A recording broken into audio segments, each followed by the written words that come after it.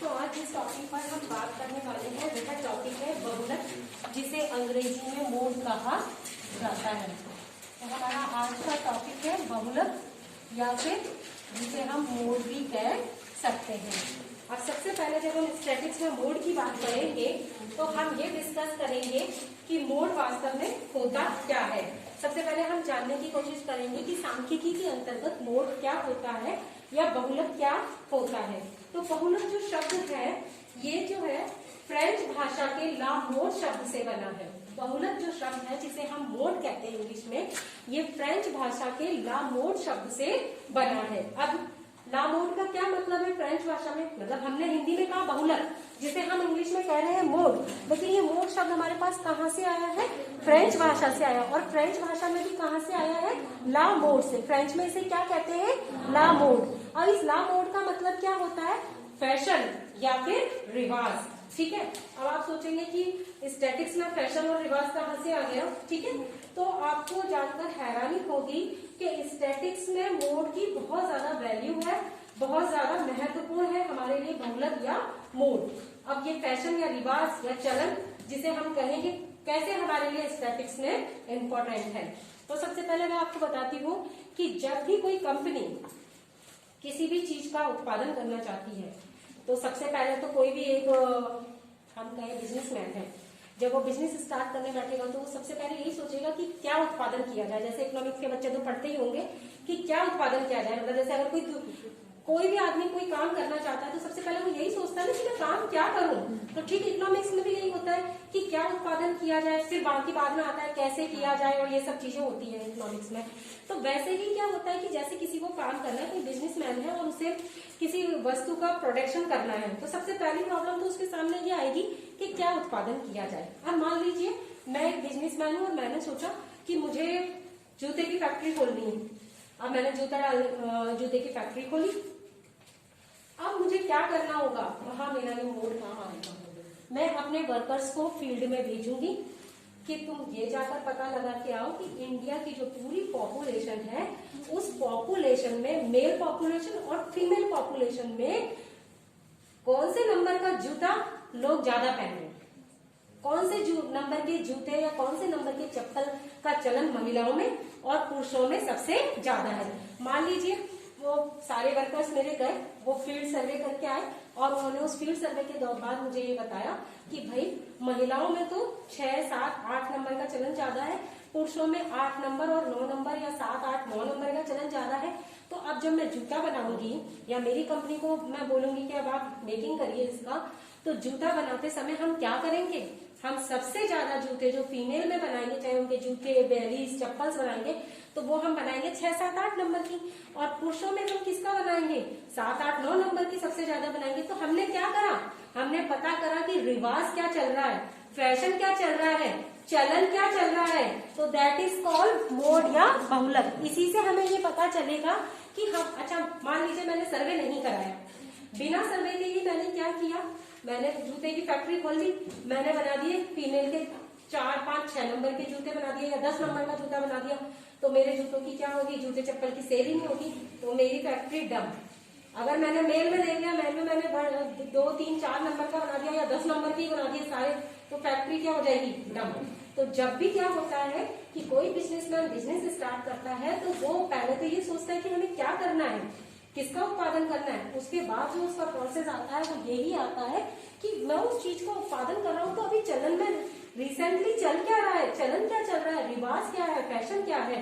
तो आया समझ में आपको कि ये बहुलक वहां हमारे काम आता है। तो स्टैटिक्स का बहुलक आप समझ गए कि बहुलक क्या होता है।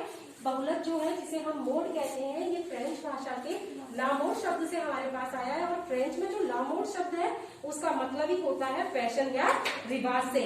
या फिर हम अब अगर स्टैटिक्स में यूज करना चाहेंगे तो हम ये कहेंगे कि समंग माला में जो मूल्य बार बार पुनरावृत्ति में आ रहा है, जिस समंग माला के अंतर्गत जिस मूल्य की पुनरावृत्ति बार बार हो रही है वही क्या है? बहुलक। जैसे मान लो मैंने यहाँ से 10 बच्चों को उठा लिया और उनको सर्वे करने भेजा कि तुम जाओ बेटा और सर्वे करके आओ, तो वो घर घर जाएंगे, डोर टू डोर, और वो वहां जाकर के यही तो पता लगाएंगे ना कि भाई तुम्हारे कौन से नंबर का जूता तुम्हारे पैर में आ रहा है तो ये तो बार बार होगा कि 6 नंबर बार बार आएगा या 7 नंबर बार बार आएगा या 8 नंबर बार बार आएगा। तो समंक माला में जिस मूल्य की पुनरावृत्ति बार बार बार बार बार बार होती है वही उस समंक माला का क्या कहलाता है, बहुलक कहलाता है। समझ में आ गया? जो समंक माला में सबसे अधिक बार प्रयोग में आता है अर्थात जिसकी सबसे अधिक आवृत्ति हो वही क्या कहलाता है, बहुलक कहलाता है। यह सर्वाधिक घनत्व की स्थिति या मूल्य के अधिकतम संकेंद्रण का बिंदु होता है।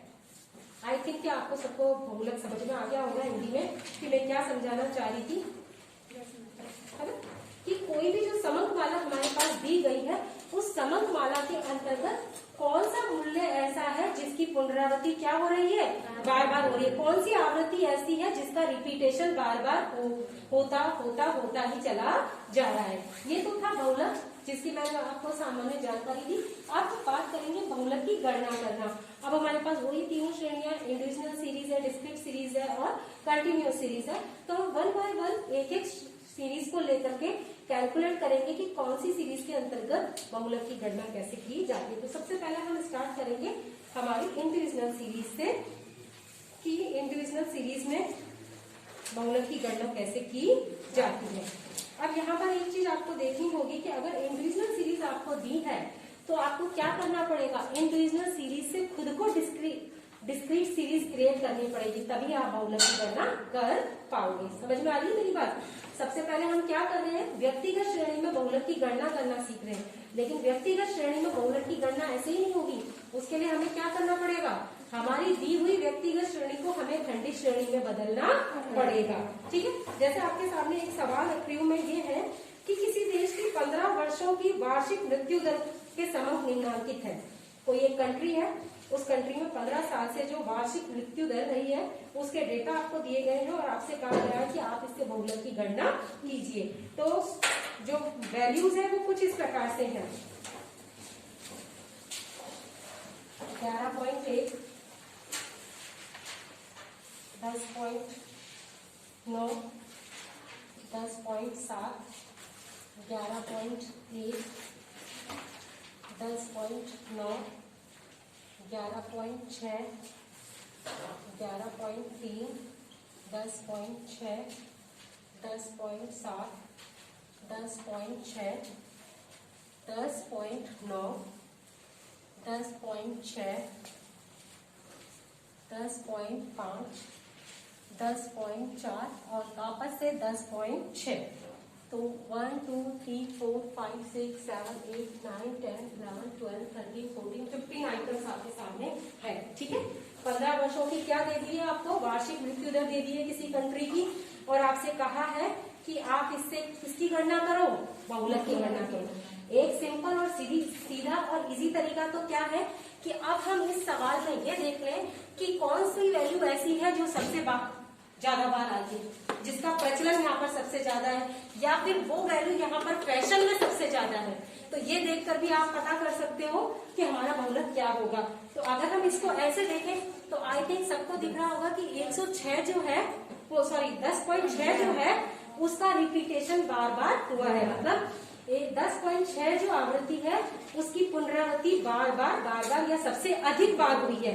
तो हमारी इस समंक माला का बहुलक क्या हो गया, 10.6। लेकिन ये तो हमने वर्बली कैलकुलेट किया, लेकिन हमें इसे कैसे कैलकुलेट करना है, एक सिस्टमैटिक तरीके से कैलकुलेट करना। तो सिस्टमैटिक तरीके से कैलकुलेट करने के लिए हमें क्या करना होगा, हमें इस व्यक्तिगत श्रेणी को खंडित श्रेणी में बदलना होगा। अब खंडित श्रेणी में बदलने के लिए हम क्या करेंगे, हम यहाँ देखेंगे हमारी सबसे छोटी वैल्यू क्या है, 10.4।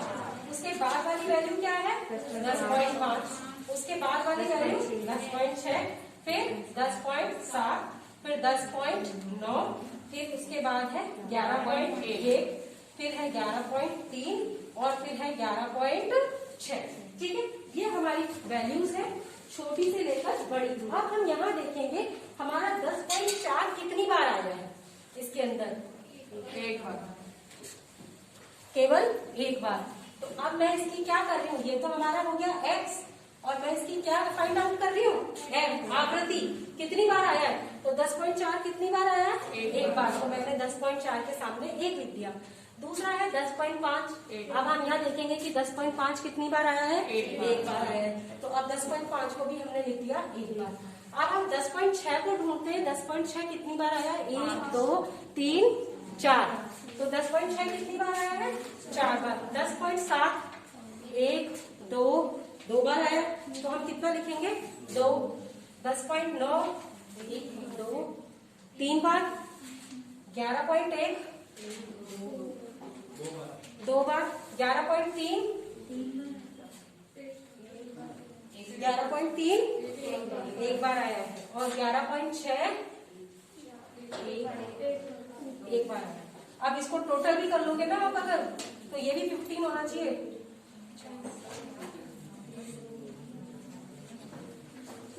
ठीक है,